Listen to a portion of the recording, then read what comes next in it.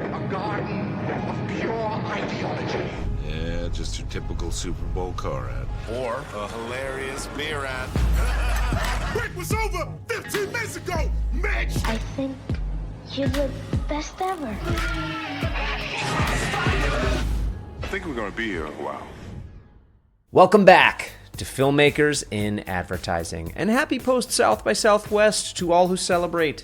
Today, we're talking to a production company heavy hitter, someone who I've been looking forward to meeting for a while now, and we are finally talking about what may have been wrongly labeled as the creative's boogeyman.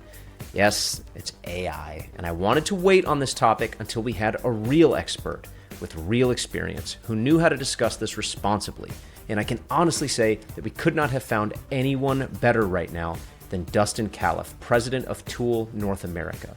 Dustin and Tool are at the forefront of integrating AI into filmmaking and advertising, and we discussed their innovative approach to AI-driven campaigns, the ethical considerations surrounding this technology, and how they are blending traditional and AI-driven creative processes into their work. We visit a few of Tool's case studies, which you can find on their website, and I highly recommend visiting, including how they created a commercial for Under Armour in just 4 weeks without the actual talent. All thanks, of course, to the power of AI. We also discuss the evolving legal landscape of AI-generated content and how Tool is identifying and connecting top AI talent with leading agencies and brands. And Dustin shares his insights on the future of the advertising industry and the crucial intersection of technology and storytelling. A current saying is, the AI train is moving, and you can either hop on or get left behind.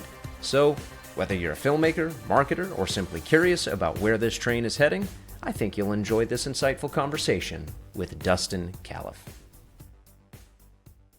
My name is Dustin Callif, and I am the president at Tool. Tool is a creative production partner that has been in the business for 30 years. A lot of people don't realize that, but this is our 30th year. Started originally as a traditional film and commercial production company. It's still a big part of what we do. So we represent directors around 24 to create commercials. But in 2009, we expanded beyond that and started offering experiential as well as creative technology, where we have a full-time team who does that, particularly for the branded space.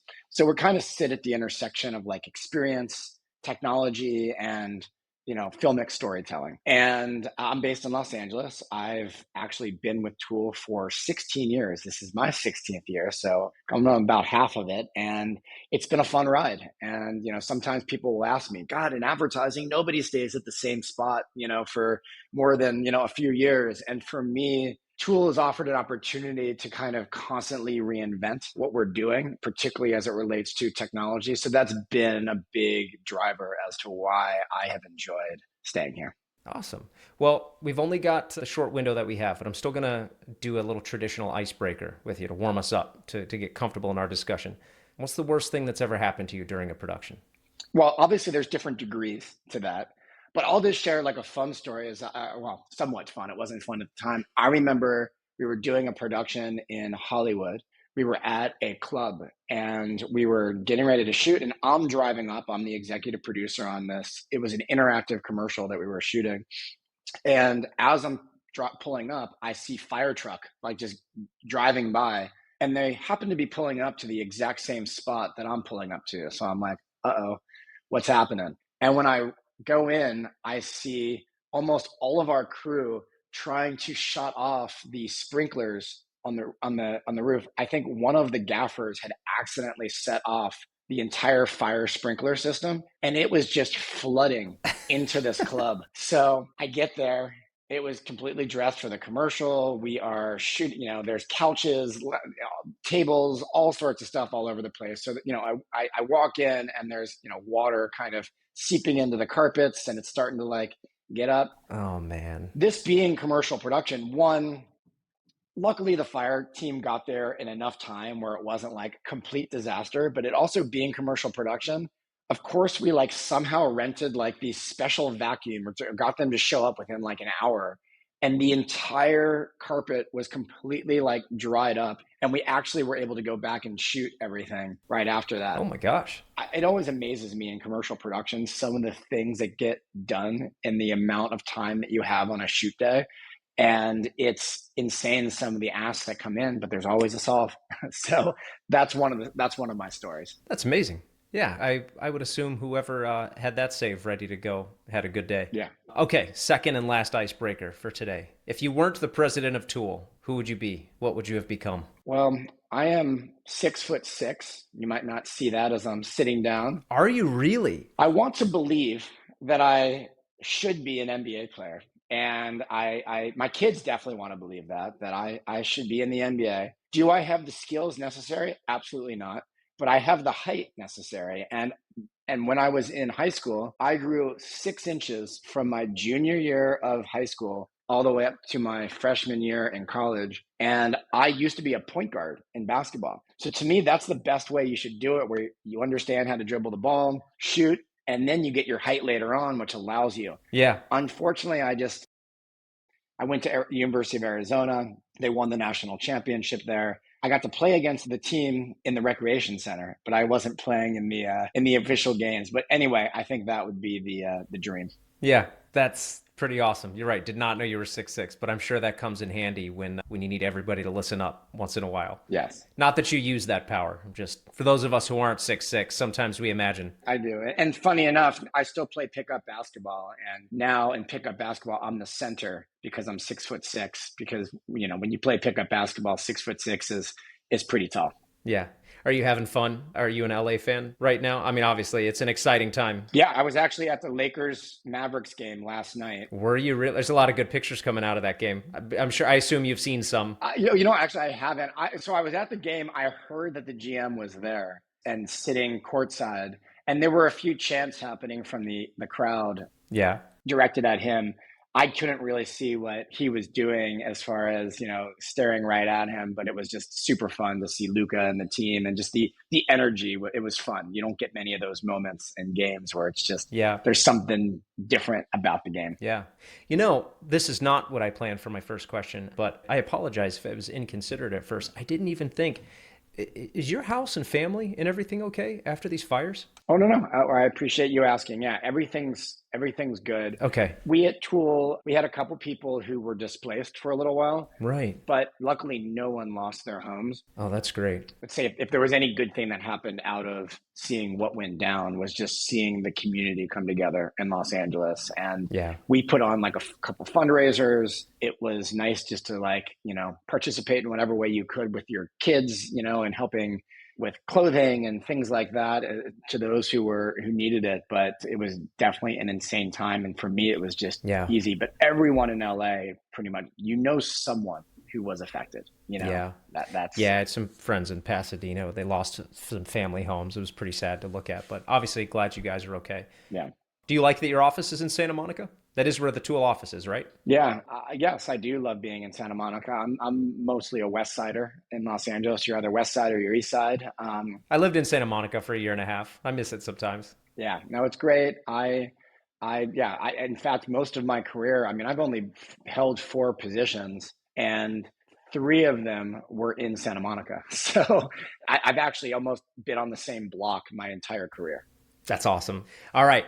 I'm going to dive into the good stuff. And because of our time, it'll seem like they're in no particular order, but I'm going to try to go in an order that I think. I want people to know why they need to be listening to you. And I'm going to hype you up so that you don't have to. Obviously, many creatives right now think AI is the boogeyman. It's a simple approach, but I saw some just awesome stuff on Tool's website. Really, the more I was diving in over the last week to your website, I couldn't believe how much you guys not only used it, but how transparent you were about it. And I love something that I saw, I think it was at the end of your BTS video for the Anthony Joshua Under Armour boxing thing. He said, there's no magic button. AI requires human craft and direction. And I think that was pretty cool. And it was so great to see just how much the amazing BTS page that you guys have for that spot, the Under Armour spot specifically, showed all of the people involved. Yeah. But I'd love to hear just a general overview of how you guys are working with AI right now. It's intentionally broad. I can get more specific if you want. Our job in the commercial, let's just call it filmmaking business, is to help brands and or agencies deliver on the creative message that they want to make. And we all talk about craft. Craft is really at the heart of what we're all trying to help our clients execute on, and then hopefully see business results when the spot comes out. And I look at the job of the director and ultimately the commercial production company that they are working with. And our job is to help a director and ultimately a client deliver on that vision, that creative vision, with the budget and the timeline that we have. And one of the ways that we can do that right now is starting to explore how AI can make it into the tool set that we're all using in making commercials. And I think AI, it has an air of immediacy, of confusion and misperception. And people need to just take a step back, and understand and unlock their mind as to how you might be able to leverage it. Yeah. Because I can tell you this, that anyone who has any sense of ethics and also wants to deliver on craft does not want to go use AI to go copy someone else's commercial or photograph or whatever it is and turn that into a new thing, unless we're paying someone to do that. What we all want to do is craft something new. And I think that's where AI is giving us, one, the ability to craft things that we didn't think we could before. And that's in a couple ways. One, from a creative standpoint, but two, from a time and budget standpoint, it's also allowing us to do things that are bigger in scope that we would have said before, oh, that's going to take several $100,000s to do. And now we're like, well, maybe we can make that happen in the allotment that we have. So I think one of the areas that I would encourage the filmmaking community is, just as we always have, is keep an open mind. First off, let's not forget our history as creators, meaning when CG came out, there were picket lines of people saying, how dare you use computers to generate, visual effects? And now it's an everyday part of what we're doing. And I think filmmakers have embraced and found amazing ways to leverage that.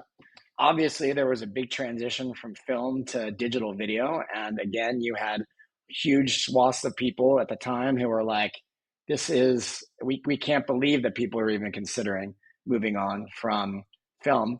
And I think AI is somewhat similar in that way, but also different in that I do understand the sensitivities that people have where it's like, hey, AI is being trained on owned, copyrighted imagery. And on the other hand, though, I don't think I would advise anyone that I'm collaborating with take a responsible approach to it, but also don't, because you've heard of some negatives with AI, don't all of a sudden just go into the camp of, I'm never going to use it. I think anybody who's using it is horrible, because I think you're making a big mistake as far as the opportunities that it's going to leverage you as a filmmaker, as a creative, to help deliver on your vision and also meet the realities of what's happening in the production budgets and timelines, et cetera. I love your talent to wipe out a quarter of my questions in one go. No, that's awesome, because it's cool because we can obviously consolidate some of the discussion. And so referencing the Anthony Joshua boxing spot you did for Under Armour, could you talk a little bit about that process, which again, last time I'll say it, amazingly broken down on Tool's website? Yeah, no, absolutely. Well, I appreciate that. So that project was done actually 1 year ago, which in the world of AI, that is like 100 years. Even what I see that we did back then, I'm like, oh my gosh, like if we did it now, we could do a million things better. So let me just take a step back as to the opportunity for that project. It was with Under Armour, and they wanted to promote their renewed partnership with Anthony Joshua, who's a famous heavyweight boxer. He had a fight coming up, and as oftentimes clients do, they came to us, like 4 weeks before this was going to happen. Oh, good. So that goes all the way up. Yeah, exactly. So it happens all the time. We had already come in to talk to them about AI and what we saw as some of the possibilities with it. And they said, you know what, we remember you talking about AI, and we have this thing, it needs to get done in the next 4 weeks. Do you think it could help us in being able to produce some video content to promote this boxing match and the renewed partnership? And a big reason why the purpose of AI for this was that we had absolutely zero access to shoot Anthony Joshua. He was in training camp. So we said, you know what? Yes, there is an opportunity to this. Now we had full permission of Anthony Joshua and his team, and we had full permission of Under Armour.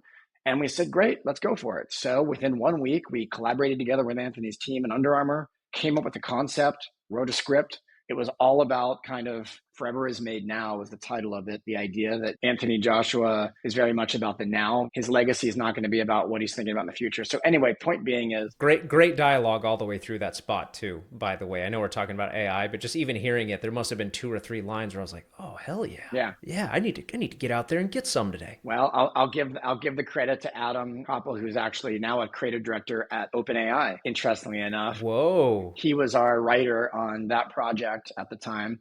And we had several people on our team, including Wes Walker, who was the filmmaker and director. And I think that's where it was really important, is we were taking a filmmaker's perspective and the craftspeople that we could work with to kind of bring this whole thing together. And really, I would say we've done this several times, where I think, to me, what you need to do right now is, if you're going to come at this from a creative approach, you need to start with, obviously, what is the messaging and what is the idea, but I think you need to think about the execution at the same time. And that's what's a little different about AI right now. I don't think AI is at a point where you can just come up with any script and then be like, oh yeah, AI is going to work for this. In this case, we actually knew, you know what? We need to come up with something where we can leverage what AI does really well. In this case, it was generating like environmental scenes and doing motion graphics for this spot.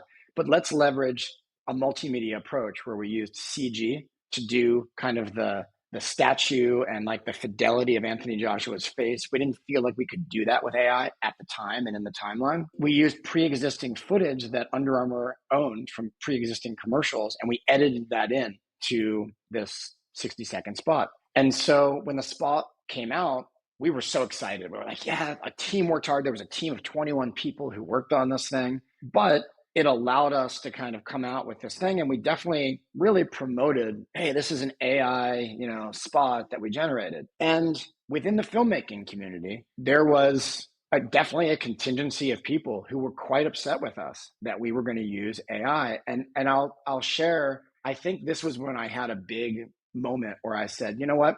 Part of my job in this industry, if I'm going to be like at the forefront of pushing this, is we need to be open source about how we're doing that. And that gets into the making of video. It's important for us to help unlock people's minds as to the potential to AI, but also the realities of, this is what it does well, this is what it doesn't do well, this is what it takes. It's not just some magic button that you press and all of a sudden, boom. And I share that because part of, I think, some of the backlash, and I want to be clear, there are tons of brands, agencies, creatives that absolutely love that spot and thank me all the time that we made it and have us come in to talk. But there were some filmmakers and the filmmaking community who were upset because I think there was a misperception that we had trained AI on the pre-existing commercials, pressed a button, and generated a new commercial. And that's where it's really interesting in this industry, because I think our mindset is, oh my gosh, AI, people are taking my stuff and training on it. That was not the case at all. All we did was just edit in pre-existing footage into this spot that had other content, which in my opinion is not that much different than what we've always done in the industry, which is we shoot stuff at Tool all the time and it gets re-edited into new commercials and new videos that brands do. I mean, we've seen our stuff that we shot for one commercial, all of a sudden it's in another commercial. But AI has this is such a weighted, subject that some people's minds go, oh my gosh, to the immediate bad stuff. And that's why I think it goes back to helping people understand how and why it's being used and seeing the benefits of how it can be used. Well, you basically were checking off these boxes as I was listening to it. And I was like, oh yeah, I guess that does make it okay. Well, I guess that makes it okay too. And then you had actually mentioned on another interview how thankful he was because he was in the middle of training for a fight. So to not be pulled away to do regular promotional stuff, there was actually a ton of benefit to this. And something else that stood out to me that was pretty cool too was, did you guys create some sort of like in-house AI software to do this yourselves?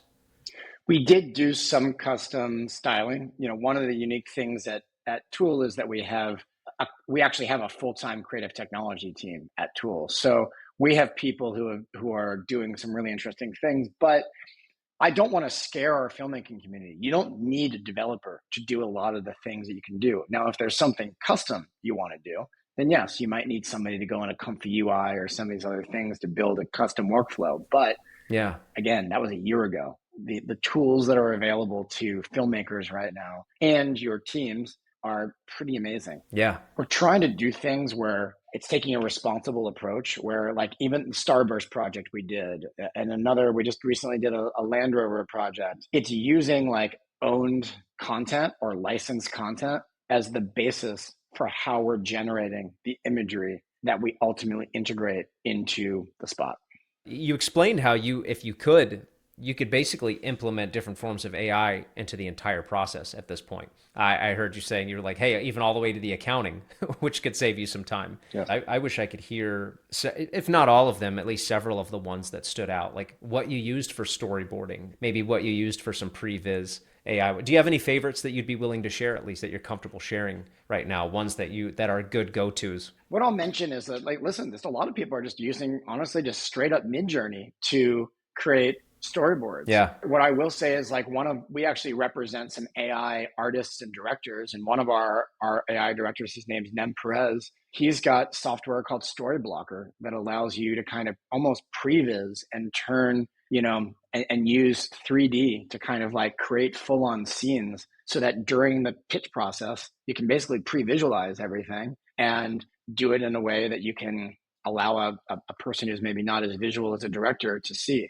And one of the other things that we're seeing now is like, now, I don't know if you've had a chance to mess around with Google VO, but Google VO is Google's AI video generation platform.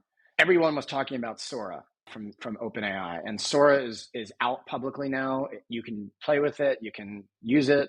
It's really impressive. But when Google came out, everyone was like, oh my gosh, where did this come from? And I bring it up because you can now generate, it just got released publicly. We've had access to it for a little while, but it got released, and you could generate full on, just like you pull reference for a treatment. Now imagine typing in a text prompt of what you're wanting to make, and now you can generate 8-second snippets, or you can even edit together like some footage that's going to help you sell your vision through as a piece of reference. And that is also, we're going to almost be able to create short little videos that are somewhat close to what we almost want to do, and just show people, and then ultimately go do it with the right talent, the right locations, and all that sort of stuff. But that's some of the opportunities you can do when it comes to previs. The other areas that I think a lot of people are not familiar with right now are, you can use AI for certain visual effect shots, in your commercials. So we did a commercial for Johnsonville, for example, where there was one shot in that commercial where it needed like this zoom in effect on Earth. And we would have typically done that traditional visual effects way. But our internal team was like, hey, you know what? We can do that, with this AI technique. So we did it. Now, what was the benefit? It just allowed us to put a little bit more time and money into other aspects of the production. Yeah. So I think that's a huge benefit. Yeah, of course we want to do that. We all want to like figure out ways that we can make the best creative and put the energy into the right aspects. We've used AI for what's called AI style transfer to help like animate and design aesthetic certain kinds of looks and apply it to like footage that we shot on green screen. What was the benefit is it allowed us to create way more versions of an ad than we were able to otherwise. And that is an ask you're seeing more and more of. There's more demographics, there's different subsegments, and brands need to do that. So again, I think our job is, what are the creative ways that we can execute on what the needs of the marketplace are and what the audience is looking for, at the same time being responsible in doing it. And I think that's what I would keep going back to. Yeah. I guess to that again, your Starburst page, we talked about the Under Armour page, the Starburst page. I don't know why, it just felt good. There was something about just how transparent you guys, it's broken down in extreme detail. I would say almost every detail of what you're talking about right now, the style transfer. So it's really awesome stuff. And I would imagine that I don't know, I guess I'm saying thank you, because I would imagine that takes a little bit of work too, to have your team say, hey guys, build this page out, show people how we did this, like almost step by step. It's probably my favorite BTS page I've seen on any production company site. Well, super appreciate it. Yeah, well, listen, I think it goes back to the open source nature that I would want to take. We want to share what we're doing. We're not trying to hide anything. Yes, you could look at it and go, well, these are, proprietary techniques or insights that that are going to keep a leg up for us. I look at it as this is a really monumental time in the industry. And if we share the right knowledge, hey, I hope some other filmmakers take it and they build it and make something freaking amazing that blows the industry away. And that's really what I care about is I want people to just keep making amazing things for, particularly in our space, the advertising space, but find a way to leverage it and do it in a way that the industry hopefully ultimately embraces. Yeah. Well, you've been an advocate in several different formats for the ethical use of AI. I guess we're just curious, maybe to contrast some of the stuff we've been talking about. Do you have any examples of what would it look like for them to be irresponsible with AI right now?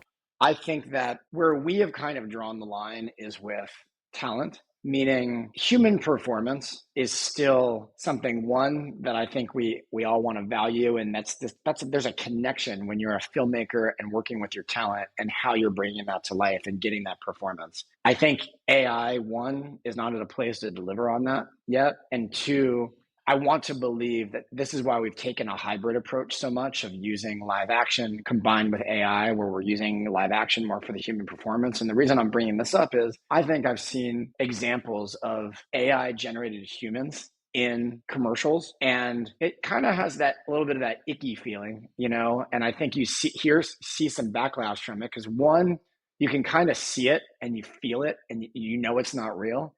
And then two, there's in the back of your mind, you're going, well, gosh, that kind of stinks, like instead of having a real person, we've got this fake person, that's in front of us. I think too, it's how you prompt things, and what are you taking from? Meaning, to me, if the Land Rover spot, I share this a lot, in that we created a lot of environmental scenes of like deserts and forests and things like that. In the prompts, if we had prompted in, this is just like an Ansel Adams photo, then I think people would, to me, that's wrong. That's irresponsible. But if you're prompting it in going, hey, I want something that's like just some trees in the forest and it's got a blue sky behind it, then to me, that's taking a more responsible approach. And I think that anyone who is trying to use celebrities and, for example, if you had used Anthony Joshua and you didn't have his permission, that's irresponsible. I think the other area too is, and I get asked this all the time, is, well, hey, Dustin, you're talking about like training on the illustration style of a brand. What about the illustrator? Well, that's a perfect example of it would be irresponsible to just train on the illustrative style of an illustrator without having negotiated with them up front. A lot of people in the industry will go, well, AI can't work. I'm like, but no, let's look at how we've handled production for years.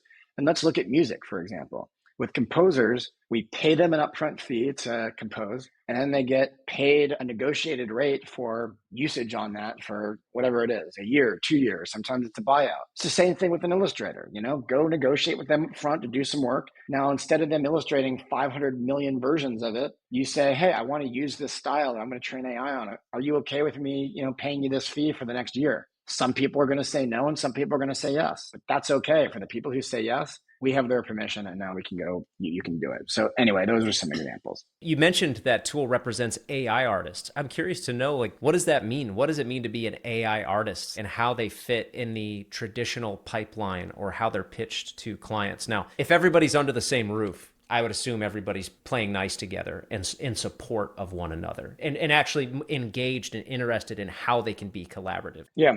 Let me start with actually our core directing roster is, we have 24 directors, and they range from people who have come from SNL to, been Academy Award-winning cinematographers to people who are formerly creative directors at advertising agencies. And as with any group of creative people, they each have their own perspectives. There are several of them that are excited and open to using AI. There are some that have had conversations with me saying, Dustin, I respect what Tool is doing with AI, but I don't see the need for it in the commercial content that I'm making.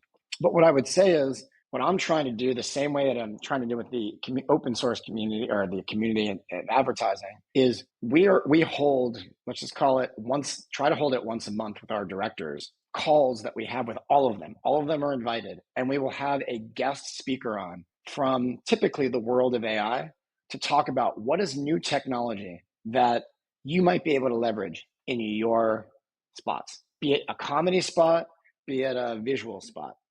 And whether or not people are going to leverage that or not, I just look at it as a way to keep people's minds going, hey, there's other ways that I can potentially be doing this. The other thing that we do with our directors, and I do it with the creative community in Los Angeles, is we have a once a quarter industry hang where we just invite people over. Because one, I just like to see people get together. We don't do it enough, particularly in Los Angeles, but also with all the stuff we're doing with AI, we typically have new discussions. So we just had Ben Tricklebank and Eric Joyner. Eric's the founder of Tool, also a very active director. Ben Tricklebank is a live action director. The two of them co-directed this Land Rover spot, and they got up and they talked about how it was made. And from a filmmaker's perspective, why did they want to make it? What did it allow them to do? They were very honest with what it did well, what it didn't. But I love the fact that these are two people who have shot hundreds of car commercials, and they were able to get up and talk about why and how they used AI and enable them to deliver on the craft. So anyway, we did all of that talking. So I guess my point is we have some people on the roster who are ready to use it and some people who are still a little cautious, but are appreciative of knowing that they have access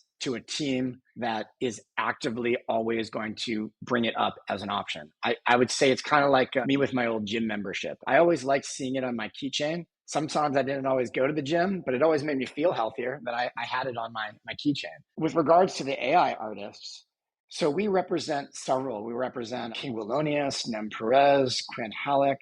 And I would say what makes them AI directors is that they have actively created projects in the industry where they are using AI in all aspects of their production workflow. So when they attack a project, they're using AI from the very early on phase of pre-visualization, all that sort of stuff, to they are using it for visual effects. They are using it for different aspects. Now, it doesn't mean that they're doing it. Sometimes they might go shoot something, but sometimes they're going to do 100% AI generated video. It may not have people in it, or it may, et cetera. But point is, they understand actively. And when I say what's a little different about them is that they are people who will actively go in and can actually generate imagery and do some of the AI visual effects and motion, as well as in some cases, getting behind the camera. They can do both. That's a great answer. I'm going to shift over because I had a lot of questions about Tool, more about AI, but I did want to learn about you because I think your career is pretty cool too. Tool's a very cool production company. I mean, you guys are, from what I can see, you are regularly in the rotation of top 10 every year. I guess if we're going to go off of like the Ad Age production companies list or something. But you moved up. Like you said, you were there for what, 16 years? You moved up to become the president. Now, I mean, I'm sorry to ask you to talk about yourself, but with my request, if that allows you to open up, I'd love to know what it was about you that your, I guess we'll say supervisors just kept saying, yep, pull him up. He's ready, pull him up to the point where it was like president. So I know that might seem a little odd to pat yourself on the back for a few minutes, but I'd love to hear it because there's a lot of people out there who maybe they want to be emboldened with certain characteristics or something that they feel they're too abrasive with or aggressive with or something. Well, I appreciate that you asking, and I'm happy to pat myself on the back a little bit, but to me, I think what's important is to be an entrepreneur, have an entrepreneurial spirit. And I think if you have an entrepreneurial spirit, then any company you're at is going to appreciate the fact that you are thinking about things from both a small business owner, but at the same time, understanding the bigger picture. And so me having been a co-owner of a digital agency before I came to Tool was instrumental in how I look at things. I think the founder of Tool, Eric, he knows that I'm someone that actually understands some of the things that he's gone through. I've understood having to worry about, payroll, insurance, dealing with landlords, all that sort of stuff. I think when you know that you have that in someone who at the same time has the passion to want to keep pushing forward in the world of creativity and innovation, that is hopefully the right blend for particularly the business that we're in. And I think that's what's allowed me to kind of continually move into different roles at Tool.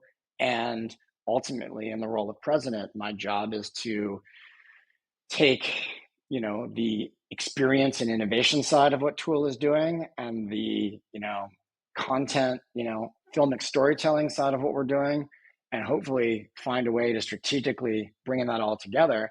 And I'm not going to lie, right now is a very difficult time in the industry. It is at an inflection point, and it's not like it was, when I first started at Tool, or even right before COVID. It is something that it's going to take a lot of work, to figure out and continue to position Tool in the right way going forward, so that I hope Tool can become a good example of what a commercial production company or creative production partner should be going forward. We'll see if we accomplish it. Curious to know, just for fun, what was your entry level job into, I'll just say, the industry? Because I don't know what aspect of the creative industry you started with first. The entry level job was being an assistant in the business affairs division at Digital Entertainment Network, which is the company that I had mentioned, I think, at the very beginning. Yeah. And the reason I was in business affairs is because I actually went to law school here in Los Angeles for 1 year. It was not the right fit for me, and I was done after a year. But I did go to law school, and I met my wife, so she still likes to make fun of me that I went to school to meet her. I recall you making a joke or two on the other podcast about maybe passing her in the hallway and asking for some legal comments from time to time. She's an IP attorney, so it helps me out that I can get some input from her from time to time. Oh, that's awesome. All right, I'm going to consolidate a few more. Okay, if you got wiped out today and wiped from existence, it's either, I don't know, we could go back. Let's just say the wipe. Nobody knows who you are. No resume, no resources, no connections, no nothing. And you've got to start from scratch, but you want to stay in the industry. Where do you start? What are you doing? Just to kind of, spoon feed it, obviously. It is for the person listening to go, okay, this is what Dustin would do. I think I agree. Maybe I would do that. But it has to be you, because you have discussions and access that, we'll say, recent graduates and up-and-comers don't have. So I'd be curious to know, if you had to start from scratch tomorrow, where you'd begin. I think I would be an influencer. The only reason I'm saying that is I can't believe the power that influencers have right now, particularly in the world of advertising and hell and culture, is unprecedented. And I think that I happen to be in LA. So I was at the Century City Mall and I see Emma Chamberlain has a coffee shop. There are hundreds of people in line for 2 weeks in a row. I'm around the corner from Hailey Bieber having a skincare line, and people were in line since 11 p.m. the night before. I'm half joking, but I am just saying that if there's one area of the industry that has been growing for years, it's the sector of social media and influencer. And that is an area that I think is proving to be the most impactful for brands. And it's also part of the reason why brands are going, why am I going to spend a huge media buy and create a $1 million ad when I could just go do something with this influencer? So that's one side. I think my obvious answer would be, I would come in and I would figure out what are some common creative use cases that the industry is looking for clients. And I would help create software that would help filmmakers and others develop processes that can be reused over and over again, that enable you to make the bigger picture creative, but at the same time, not having to kind of start from scratch each time. That is what I would start to focus on. And that would hopefully allow me to be a creative as well as a potentially a, SaaS software provider. To me, that would be an interesting place where I would always want to live, which is at the intersection of software and creativity. I've been smiling because I feel bad pushing on a question like that, but I'm rarely bothered, don't like the answer. And yours was just freakishly timely, because I just had a conversation with a friend yesterday. I'll leave him out of it, but several million followers, has just the life. And we were having a discussion and I was like, man, there are these guys that I follow, and I'm working in the ad world, and there's 50 people who contribute to the approvals of the creative.